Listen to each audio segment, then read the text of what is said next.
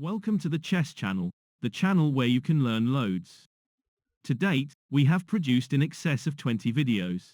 Each video was entirely different from any other, and today we are going to carry this ideology a step further.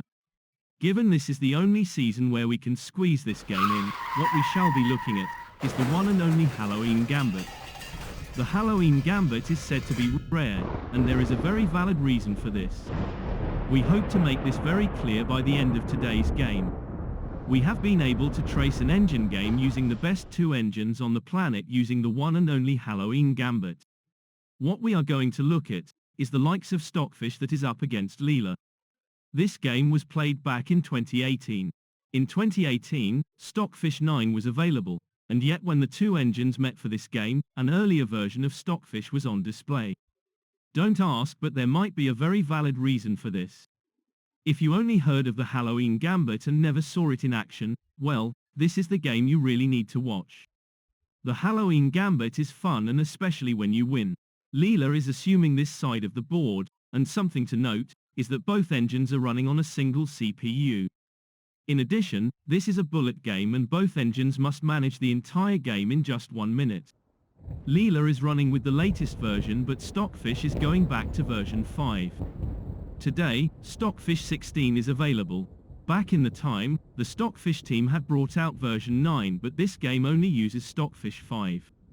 The reason for this is to demonstrate whether Leela is able to beat Stockfish, albeit this being a quite older version. We had held on to this game for some time for the reasons you already are familiar with.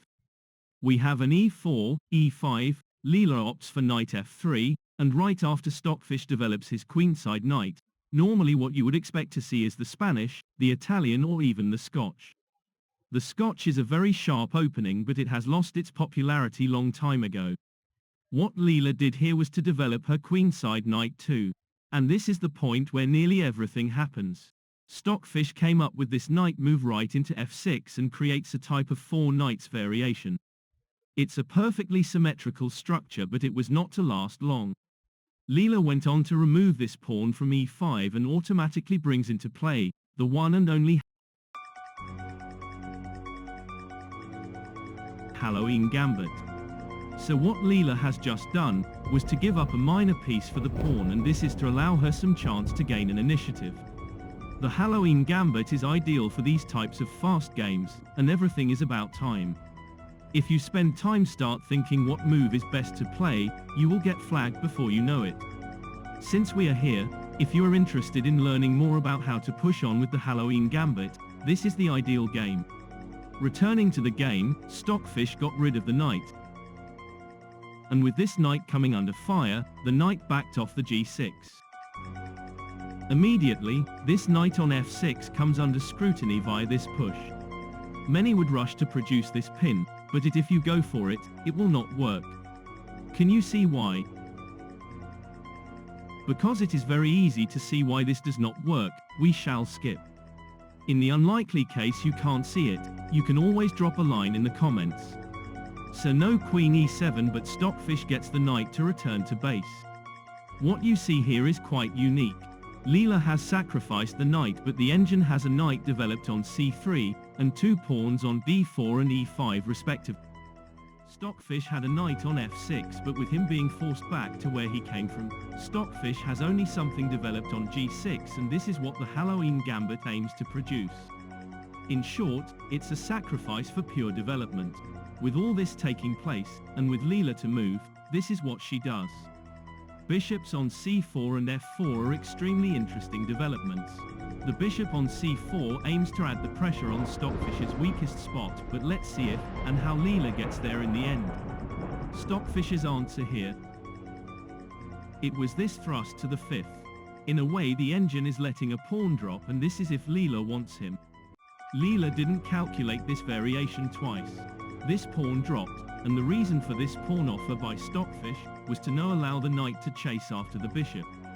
Though this bishop can easily flee, since he is protected by the knight, Leela begins to mount the pressure in this way. To say the least, this is a very powerful pin. Queen d7 coming out of the pin led to the bishop to drop back, and how Stockfish chose to continue was via this incredible knight jump into f5. This initiative allows the kingside bishop some leeway. His possible journey is to find b4 to create a counter pin, unless Leela stops it with a3.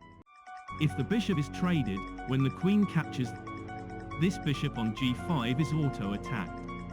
For example, queen d2 to cover can lead to this subsequent attack, but there might be a way stronger move on the horizon.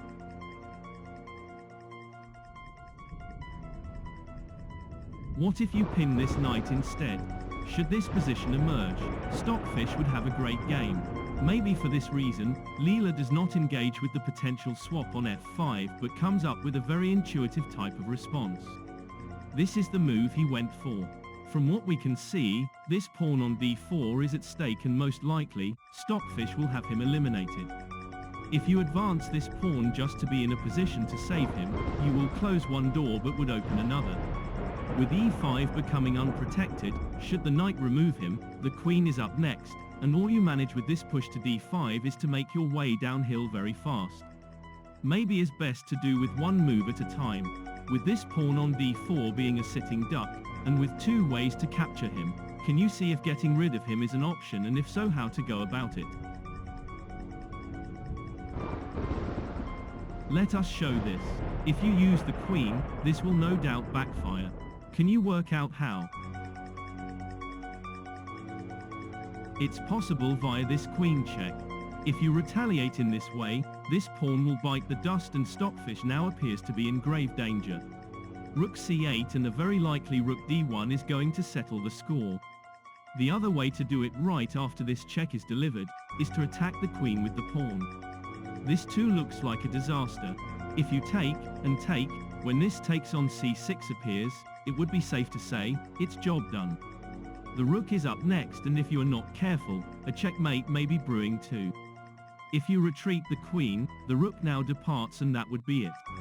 There are other ways to play it, and we are going to see how these two incredible engines continued. Or maybe we have been too keen to see what happened. Let us look at another interesting variation. Rather than a queen check, what if we tried this takes on f5? It appears Leela has it all under control, but do not underestimate the likes of the #1 engine in the world.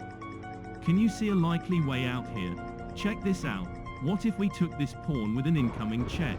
Though the bishop on f5 looks to be dead meat, even if you initially save him, Stockfish would be all over you. What you see here is a very razor-sharp position. We are going to skip the likely continuation to keep this video manageable. Coming back to the original position, any ideas how Stockfish played it? The engine does get rid of this pawn, but it used the knight. And what followed next was exquisite. Leela immediately went long and throws everything into the mix. The center is everything here, and each engine will throw in everything. Leela will chase and chase after this knight, and Stockfish will call in everything possible to cover him. With c5 appearing, this move now materialized, one interesting and sharp Stockfish development that you do not get to see often under these circumstances has just taken place. This is how Stockfish plays it. This room shift to the adjacent square was imperative, but can we work out why? Leela wants to find a way to get to this knight and instantly worked out a plan. She fried up this outpost from c3 by getting the knight to jump into the fifth, and c3 now is forthcoming. The knight on d5 is very powerful, but Stockfish is not amused to say the least. The engine challenged this bishop in this way, and once again, without any delay whatsoever, we saw the trade on the 7th, and with Stockfish capturing in this way. With a very strong knight in the center of the board, Leela finally gets to attack him, but as soon as the knight found his way back, we saw the queens being exposed. Queen g3 produced this significant discover on Stockfish's queen, and things look to get serious here. Queen c7 led to this bishop to readjust his position, and with him finding this outpost, he is now also out of the knight's reach. In the meantime, Leela is looking to break through with f5, and after that, the engine is looking to chase after knight number 2. Stockfish was having none of it. The engine castled, and as soon as Leela saw this take place, she came up with a very crucial response. She brought her kingside rook into the game by placing him on this file. Stockfish is a minor piece up, and yet the engine is finding it extremely hard to gain an advantage. It might be the case Stockfish has an advantage, might be a hidden one. This thrust on the queen side led to the knight to come under fire. Where was the knight to go? There is a choice between two moves. One is going to get you crucified and the other looks just fine. Which is which, and can you tell? Knight d8 is practically a blunder. Can we see why? After this, knight comes off to the bishop. As soon as the queen removes him, once you get confronted by this follow-up attack, the game is actually over and out. What follows speaks for itself. If the queen throws herself in, she would need to drop, and if not, we will have a mate in just one move. In light of this, when this position arose, the knight was forced off for the pawn, and from basically nowhere, Leela is back into the race. If one engine would know how to deal with this position, it would be Stockfish, all right. To avoid further complications, the engine charged after this bishop, but because of the pin, this bishop is not forced to move anywhere. What Leela did instead was to reposition this bishop into f6, and the engine is possibly looking at a way to a checkmate. It's not that hard to see where this would come from. Depending on how Stockfish reacts, this bishop on f6 is nothing but trouble unless the mighty Stockfish is able to find a way out. So far this knight is sitting on e6, there is no problem, but we can see how easy this knight can be swapped to the bishop on f5. Stockfish did not see any incoming dangers on the king side and went for an entirely different type of game. If Leela is attacking on the right, Stockfish is also attacking on the left. With this pawn finding the fourth, with no prospect of opening up, Leela advanced this pawn, but with this type of advancement, Stockfish finds the opportune moment to jump the knight into this outpost. This move cuts out the rook's access to this file, and in addition, Stockfish is forcing some type of action by exposing the bishops. Last but not least, this knight move to the very center of the board does create a two-pronged attack on the bishop, and whether Leela likes it or not, she would need to act on this multiple threat. Leela in a timely manner backs off the bishop to the adjacent square, but Stockfish is not going to allow Leela a breather. The engine challenged this bishop again in this way, and in the end, Leela calculated best to back off the bishop and placed him right here on c2 to probably entice Stockfish to trade. Whether Stockfish takes or not, all this looks overly irrelevant. There is a bigger picture we need to consider. There is a checkmate brewing in the background, and once Leela gets her queen to climb the fifth, the mate in one cannot be stopped unless there is a move Stockfish can find to stop all this. What is about to follow next is wicked. Stockfish eventually went on to get rid of the bishop and blunders big time. The problem with bullet games is as you see them unfold here. Engines are incredibly strong, but the opposite is also true. When Stockfish removed the bishop, it had also triggered a mate against it in just 10 moves. All Leela needs here without going for the actual moves is to ignore the knight and direct her queen into g5. If we do this mentally, knight e3 cannot be ignored. If you choose for queen h6 to get a mate in one, Stockfish will squat the knight into f5, and that mate on g7 cannot materialize right away. This would be the easy stuff, but and there is a very big but. This is not what we saw here. Leela 2 blunders because the engine first eliminates this knight, and rather than bring up this move to h6 to stop the queen's access into g5, Stockfish blunders again. This is what the engine does. Queen e3 to get into h6 was a near impossible task because of how the Stockfish queen was parked on c8. This, in connection to the very queen being put on c2, allowed Stockfish to initiate this timely check, and now with the king forced to the first, not queen h5 but g5. This response is stronger than queen h5, but is it strong enough to save the day? With this position, why can't Leela eliminate this pawn from g5? Nothing, and this is what Leela does. She removed the pawn with the bishop. Stockfish in turn got his rook to go after this pawn in the center, but Leela has all the answers. She returned the bishop to where he stood earlier and dashes Stockfish's hope for anything concrete. How do you stop a check with queen g3, and how do you stop the potential mate with queen h6? Any one from these two options is met by queen g6, and Stockfish will not get checkmated right away. So for this very reason, Leela had to find another way forwards. Stockfish preempted everything by slotting his queen into g6, queen f4 does turn up, and the idea now is to lift the rook into e3, and from there everything would look very simple. Bishop c6, the move Stockfish went for, led to the rook to find the third, and everything was about to happen here. When the bishop found this spot on a4, looking at queen c2 is close, but it is still 1 million miles away. Rook g3 would have ended things quite nicely, and yet Leela has no problem rolling out another move even stronger than this. This is what she did.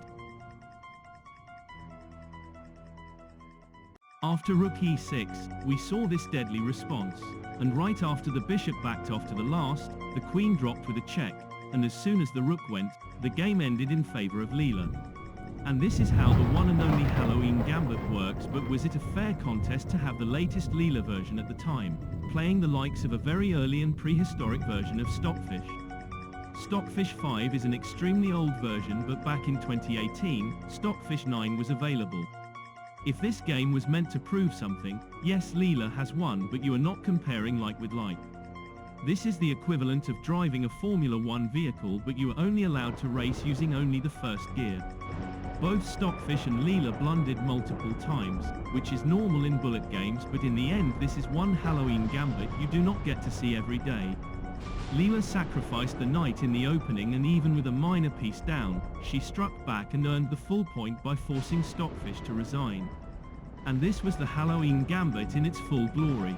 We sincerely hope you have enjoyed it, and if you ever come to play for or against it, this is one way of many to do it. Next, we shall be looking at the super final in the Top Chess Engine Championship of Season 23, and guess what? We are having both these two engines in a 100 game match before we know what beast will win it. Thank you for watching, and God bless.